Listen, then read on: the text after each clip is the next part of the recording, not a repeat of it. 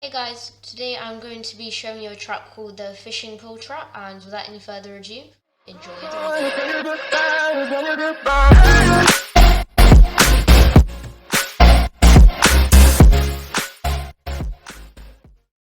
So this trap starts off with e4, e5, knight to f3, knight to b6, and bishop to b5, turning into the Roy Lopez.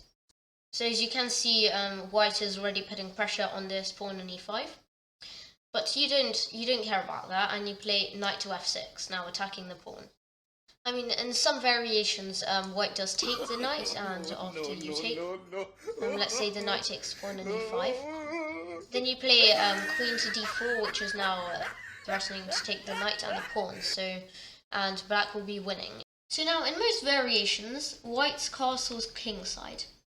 Now, obviously, you can take the pawn on e4, but I don't really recommend this because then the rook will just go to e1, and after your knight retreats or something, then it will just be a trade, and that isn't really good because white has already castled and developed some pieces while you have not.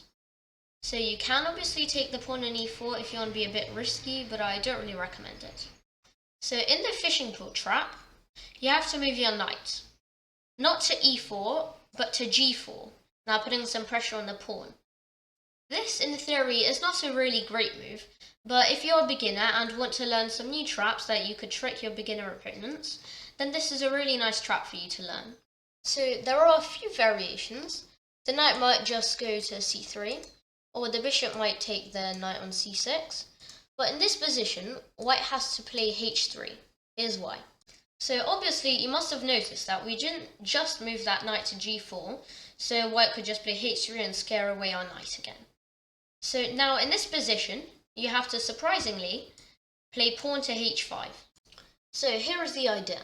White might not take, but if they are beginner, they might think that maybe you accidentally misclicked or something.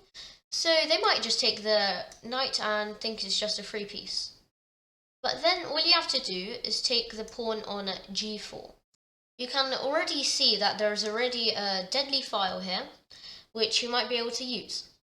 So after a move such as knight to h2, you have to play queen to h4, now attacking the knights. Now the knights cannot go anywhere, otherwise there'll be a checkmate. Yeah, I blundered and he played well.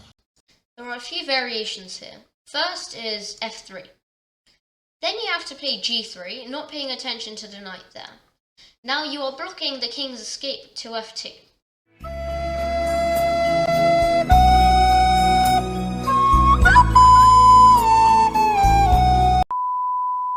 White has no option but to, if they don't want to lose, they have to play rook to f2. Now the engine suggests this is mate in 5, but if you do not find the mate in 5, then you are still going to win because you're up in lots of materials. Why are we still here? Just to suffer? Another variation might be the queen takes on g4, hoping that black might not notice the mate in 1 and just take a trade. But then all you have to do is just take with the queen on the knight on h2. Then that is checkmate.